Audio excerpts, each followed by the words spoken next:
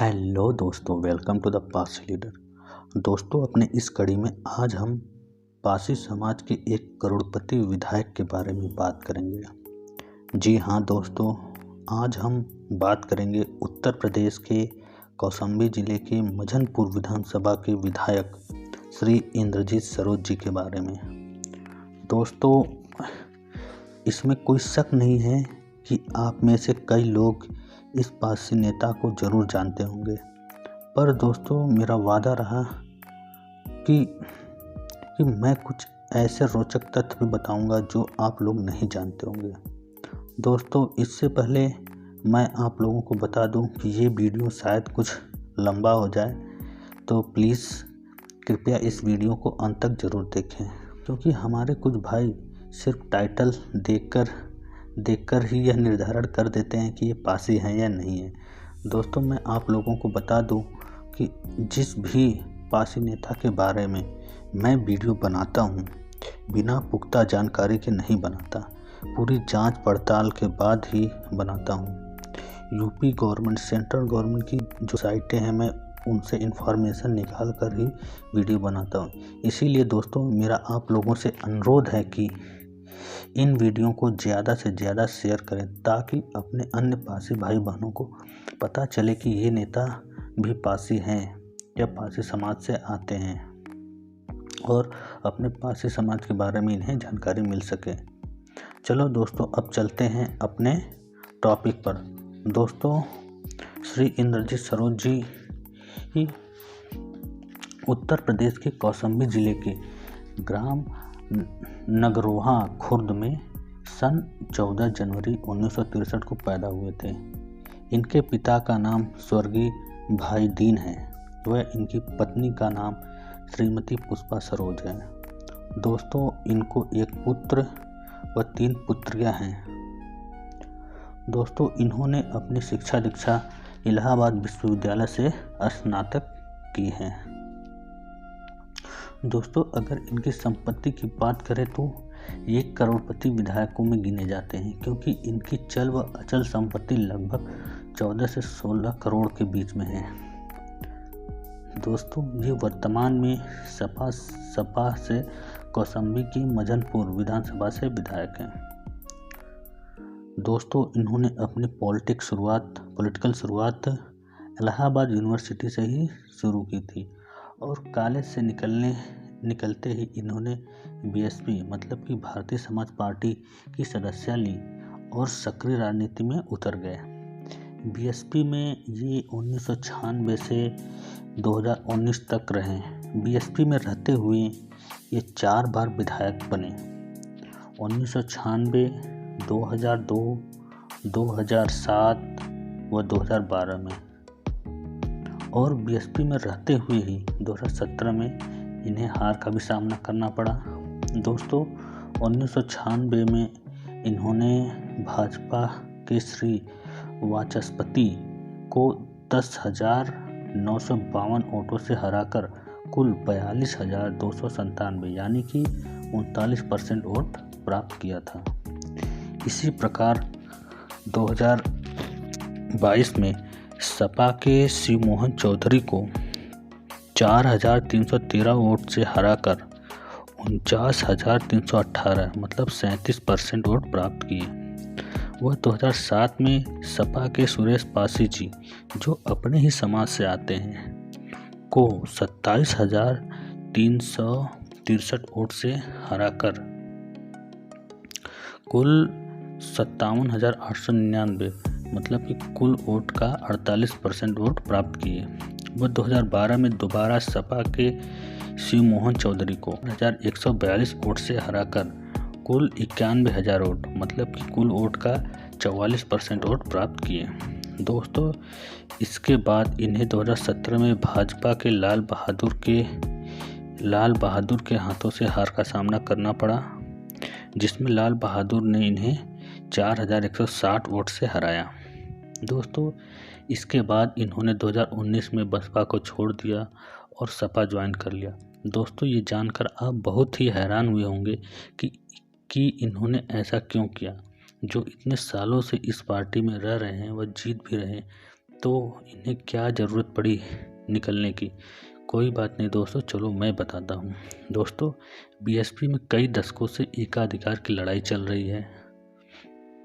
यह पार्टी कई दशकों से किसी एक विशेष समाज की पार्टी की बनने की राह पर चल रही है और इसी का नतीजा है कि अपने पासी समाज के दिग्गज नेता जैसे राम समुझ पासी जी, आर.के. चौधरी जी आदि जिनके बढ़ते कदम को देखकर बीएसपी पार्टी के सुप्रीमो मायावती डर गई थी और उन्हें पार्टी से बाहर निकाल दिया। इसी प्रकार इंद्रजीत सरोज जी भी, ये तीनों नेता पासी समाज के ही हैं और मायावती जी इन्हें पासी चेहरे के तौर पर इस्तेमाल किया। अब इनका कद बढ़ता गया तो ये डर गई क्योंकि ये सभी एक समय मुख्यमंत्री पद तक की दावेदारी की हैसियत रखते थे, क्योंकि इनके कारण लगभग सभी पासी समाज का झुकाव बीएसपी की तरफ था और पासी समाज बीएसपी को अपना माई बाप मानने लगा था। समझ बैठी थी। होना भी क्यों नहीं चाहिए दोस्तों, ये होना भी क्यों नहीं चाहिए, क्योंकि एक समय था कि बीएसपी ने ही पासियों के साथ साथ बहुजनों, पिछड़ों, दलितों के अंदर एक आग पैदा की थी जो अपने हक के लिए उठ खड़े हुए थे। इस बहुजनों की लड़ाई में पासी, यादव, कुर्मी, भर, खटिक, वाल्मीकि आदि जातियों ने प्रमुखता से लड़ाई में आगे आई, पर धीरे धीरे इन सभी जातियों को बाहर निकाल दिया गया और मायावती के कारण एक जाति का वर्चस्व हो गया और धीरे धीरे पार्टी की हर पद पर जाटव व चमार का कब्जा हो गया। ब्राह्मण दलित गठजोड़ से मायावती का अहंकार और बढ़ गया और अब धीरे धीरे सतीश मिश्र का कब्जा होने लगा, जिसमें अन्य जातियां जैसे पासी आदि का और भी उपेक्षा होने लगा। इसी क्रम में पासी समाज के इस दिग्गज नेता को बीएसपी में महासचिव के पद पर रहते हुए षड्यंत्र के तहत निकाल दिया गया, क्योंकि स्वामी प्रसाद मौर्य, जो हाल ही में भाजपा से सपा में आए, ये भी कभी बीएसपी के दिग्गज नेता हुआ करते थे, पर इनके बागी हो जाने के कारण दल नेता की जिम्मेदारी इंद्रजीत सरोज जी के हाथों में आने थे, जिससे इनका पकड़ पार्टी पर पूरी तरह से आ जाती, जिसके डर से मायावती ने सतीश मिश्र के कहने पर इन्हें पार्टी से निकाल दिया। दोस्तों, यह दिग्गज पासी नेता बीएसपी में रहते हुए कैबिनेट मंत्री थे, जिसमें ये अनुसूचित जाति, जनजाति, वित्त विकास निगम व उत्तर प्रदेश समाज कल्याण निगम के अध्यक्ष व बाल विकास एवं पुष्टाहार तथा कृषि विपणन मंत्री व अन्य कैबिनेट मंत्री के पद पर अपने अलग अलग कार्यकाल में रहे। दोस्तों, मैं आपको बता दूं, जब इन्हें बीएसपी ने निकाला तो बीएसपी में बगावत हो गई थी, जिसके कारण इनके साथ 94 अन्य सदस्य भी बीएसपी को छोड़कर इनके साथ सपा की सदस्यता ले ली थी। वह इनके भतीजे शिव बाबू सरोज ने भी बगावत किया था, जो अपना दल सुप्रीमो अनुप्रिया गुट को ज्वाइन किया। दोस्तों, सपा ने भी इनका सम्मान करते हुए राष्ट्रीय महासचिव बनाया व 2019 में कौशाम्बी से लोकसभा का टिकट दिया, पर इन्हें हार का सामना करना पड़ा। फिर 2022 18वें विधानसभा के चुनाव में सपा ने इन्हें इनके पैतृक सीट मझनपुर से टिकट दिया, जिसमें इन्होंने भाजपा मतलब बीजेपी के लाल बहादुर को 23,878 वोट से हराकर कुल 1,21,506 कुल वोट का 47.20% वोट प्राप्त किया। वह बीजेपी के लाल बहादुर 97,628 मतलब कि 37.93% वोट प्राप्त किए तथा बीएसपी के नीतू कनौजिया 25,430 वोटों के साथ तीसरे नंबर पर थी। वह इसी क्रम में अपने समाज के लाखन सिंह राजपासी, जो जन अधिकार पार्टी से थे, 5वें स्थान पर थे। दोस्तों, कुल मिलाकर इंद्रजीत सरोज जी 5 बार विधायक बन चुके हैं 4 बार बीएसपी में व 1 बार सपा में। दोस्तों, अगर मजनपुर में मतदाताओं की बात करें तो इसमें कुल 3,78,420 मतदाता हैं। 2,07,397 पुरुष व 1,71,023 महिलाएं हैं। और अगर जाति आंकड़ा देखें तो मजनपुर पासी बहुल क्षेत्र है और पासी को छोड़कर 36.34% SC आबादी है। मतलब कि पासी की जनसंख्या लगभग 50,000 है, वो दलितों की 80,000 है।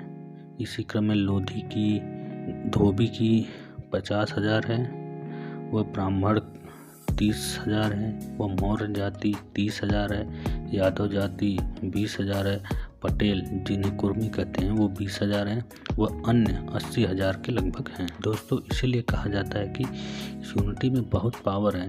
इसीलिए मैं अपने पासी भाई बहनों, माताओं, लोगों से कहता हूँ कि आपस में मिलजुल के रहना चाहिए और अपने बढ़ते हुए समाज में अपनी अपनी भागीदारी देनी चाहिए और अपने समाज के लिए कुछ न कुछ जरूर करना चाहिए। दोस्तों, अपने समाज के इस नेता के लिए एक लाइक और शेयर तो बनता है। इसी के साथ जय हिंद, जय भारत, जय पासी समाज, जय महाराजा सुहेलदेव पासी।